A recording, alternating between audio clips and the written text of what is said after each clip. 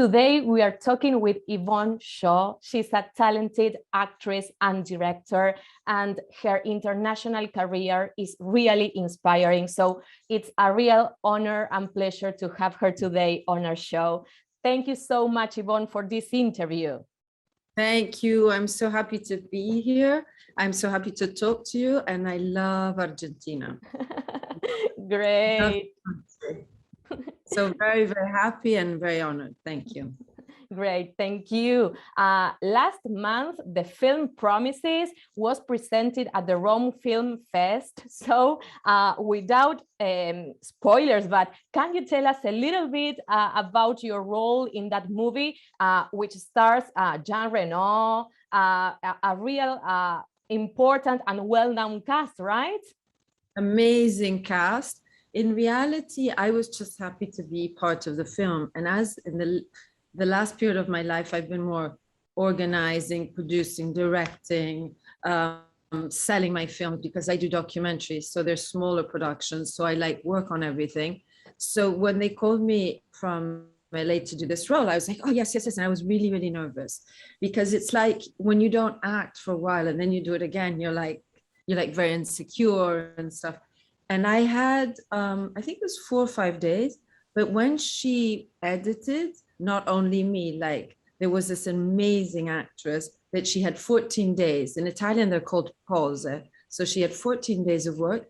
And in the end, you see her in a distance and then that's it. And I was like, oh my God, oh my God, oh my God. So we all got edited a bit because the movie was too long. And the center of the story is of this boy, Favino. And so there's a passage of time, but it's an amazing film. She's an incredible writer, French writer.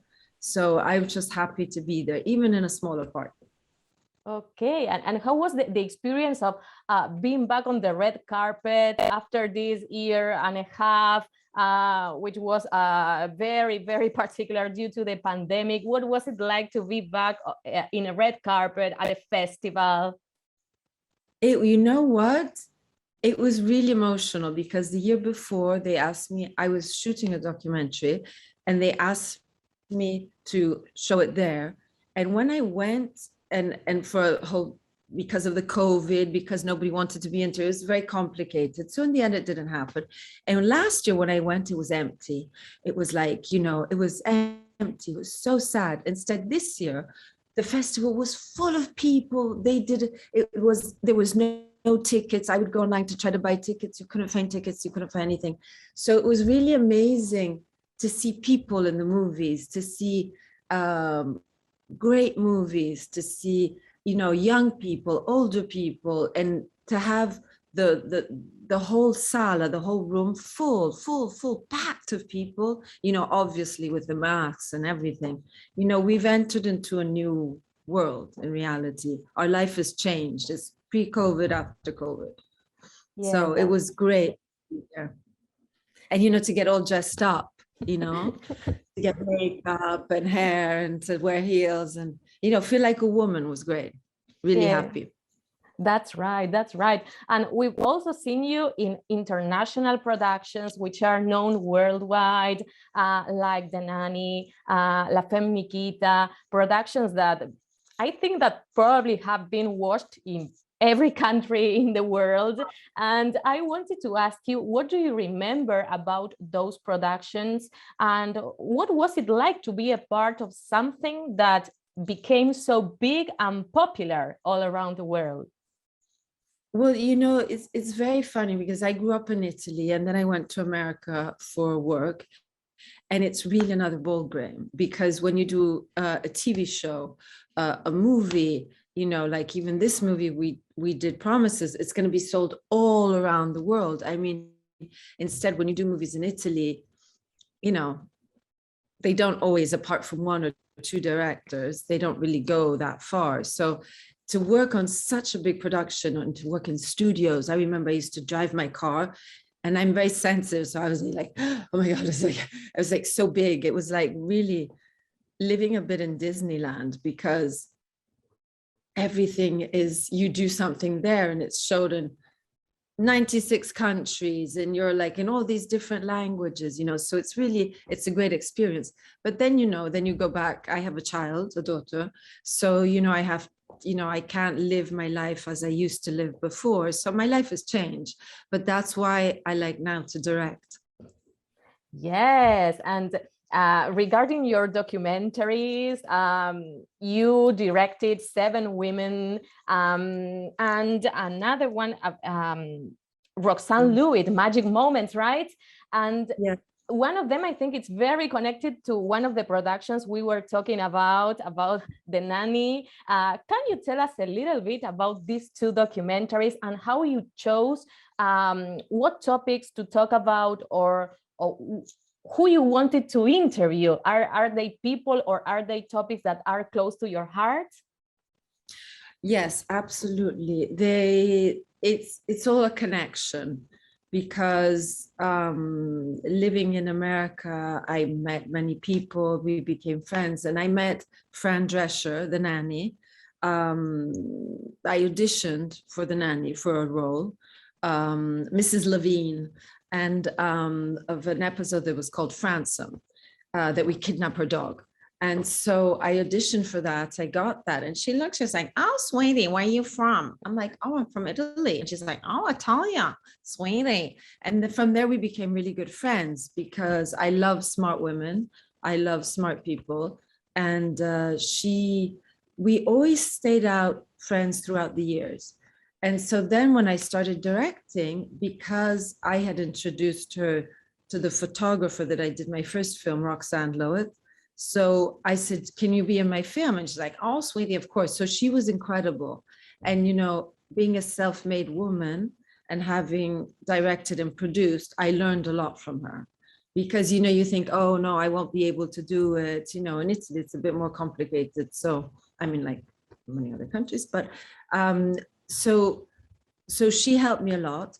And then when I was doing my second film, I knowing her so well and what she went through in life, the good and the bad, because it's not always, life isn't always wonderful. So I told her to come in if she wanted to do in the second movie. She's like, "Oh, sweetie, of course." And her story is actually super compelling and really inspiring, how from bad things you can turn your life around. And she always says, I can make out of lemons. I turn things around and I make the best lemonade. So, you always see the bright side, and you always work it to your favor. Yes. So it's always nice and I like to tell stories about women, about inspiring women, about women with different religions and different backgrounds. I mean, one is from Palestine. She's a journalist from CNN on 7 Women. The other one, Fran, is Jewish American. The other one is Muslim. Rosita Missoni is Catholic. I like, different religions and different points of view of life. I think it's inspiring. Yes, it really is. And it's inspiring to listen to you talk with so much love and dedication for what you do for art. How were your first steps in your career? How did you discover that you had a passion for art, for acting, for directing? Honestly, I know I don't want to put myself down, but I always think I'm not worth it. I was like, if I really need to do it, how I always feel like it's the first day of school, even when I get prizes and when I sell my films and I do stuff and they all look at me or people copy my stories. I'm like, oh, okay, if they're copying me, that means I'm good. I always need to be reassured, I think like everyone, and it's always hard because it's not only making a movie or telling a story, it's all the work behind, because then you have to sell it. So you have to do it on, both sides. It's not only the artistic, it's, you have to do it on several different levels.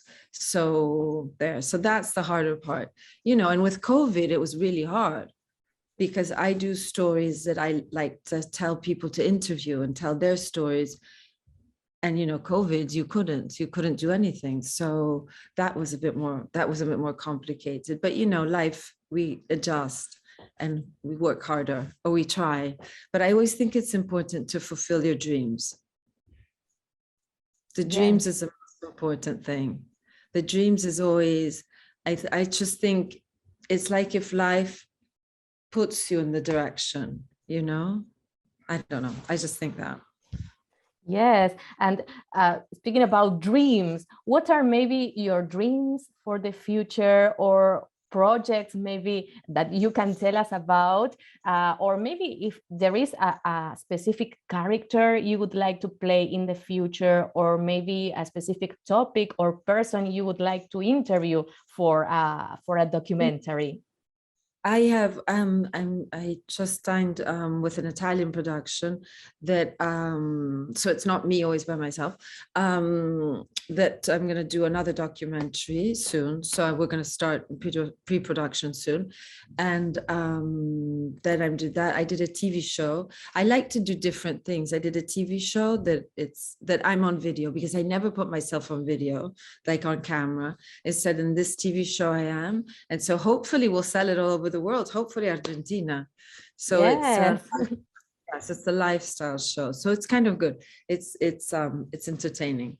So, and it's about well, I don't know. Hopefully I sell it and I'll call you and say, hey. Yes. Hopefully.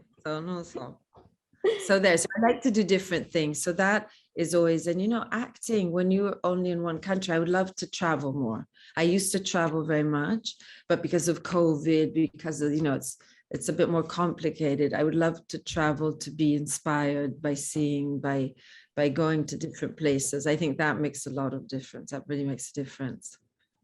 Yeah, that's right. You mentioned different countries, and I wanted to ask you, in which ways do you think that working with so many different cultures and in different countries helped you to become the actress, the director you are today? It made all the difference, absolutely, because by seeing different things, you're inspired. If I had only stayed in Italy all my life, no. I mean, you're inspired by beauty, by Italian movies, but it's different. You have to have your point of view. I think we're all special, and each one of us has our light inside. We just have to find it. And sometimes you can lose yourself. We all lose ourselves. I mean, I'm the first person that sometimes like, oh, wow, I did this, so it happens. But I think you just need to, if you travel and you see different things, you learn different things, your whole inspiration comes to light, comes alive. Yes. You mentioned this light that each of us has inside, and we think that when we find that light, when we find our true vocation, we can be really happy, and also make other people happy too. We can transform the world around us. We can change the world into a better place, right? In which ways do you think that through art, acting, directing, documentaries, it's possible to change the world into a better place for everyone? I don't know. It's when you're very young, you really think that you can make a difference.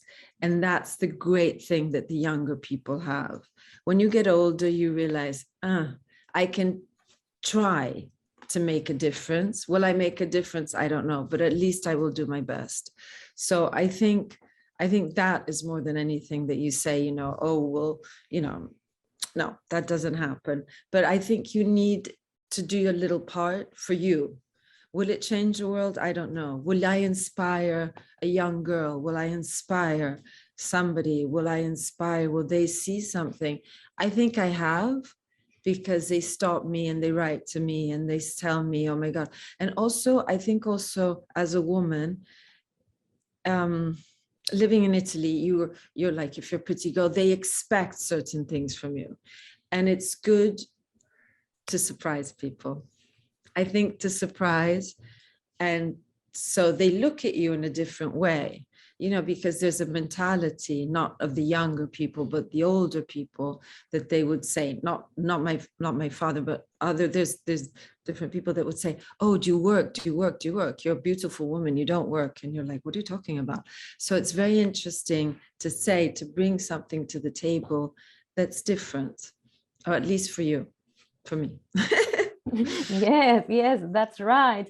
And I was thinking maybe a young girl or boy who is thinking about becoming an actor or a director watches this interview, and are there maybe any words you would like to tell to someone who is starting a career in art, in acting, speaking from your experience and after all the work and projects that you've done, what would you tell to someone who is starting a career in art? I think you need to do what is right for you. And sometimes you need to find it, or it finds you.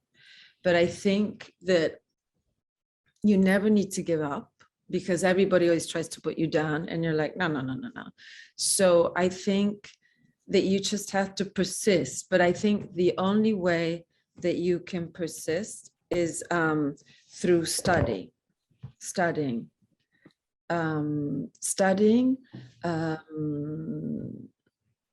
just really perfection your craft. I think the only way that you can become better, because you're born in a certain way, but I think you always need to work your craft.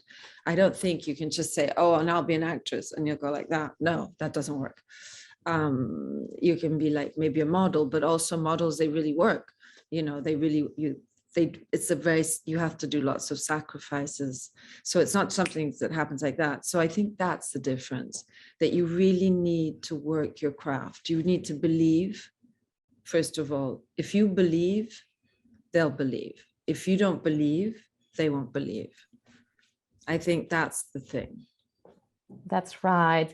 Well, Yvonne, we really thank you for your words, for your time, for our show. As I was saying, it's really inspiring to listen to you talk, and we are really looking forward to see more of your projects, more of your work here in Argentina. I'll send it to you. I'll send you the link.